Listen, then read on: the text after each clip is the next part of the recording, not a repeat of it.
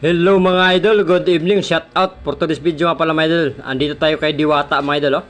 Ayan, dahil birthday niya, nag-sit up siya ng mga balon dito mga idol sa kanyang parisan. At kita nyo naman yan mga idol, oh. Ang daming taong kumakain mga idol.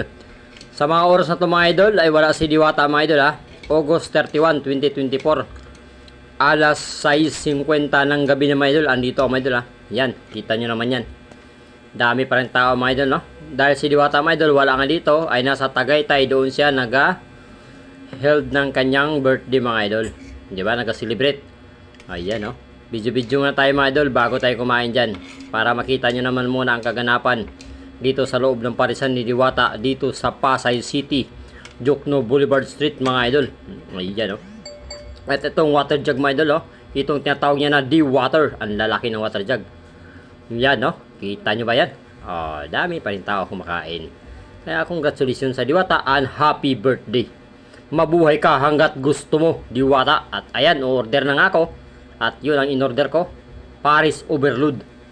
Yan mga idol, oh. Medyo tumaas na nga ng presyo. Nagiging 120 na mga idol. Pero sulit pa rin. Ayan. Unang subo. Laki agad na nga. Yummy. Sarap talaga mga idol, oh. At ayan nga mga idol, di ba? Kita niyo man. At batiin natin. Happy birthday, Diwata! Di ba?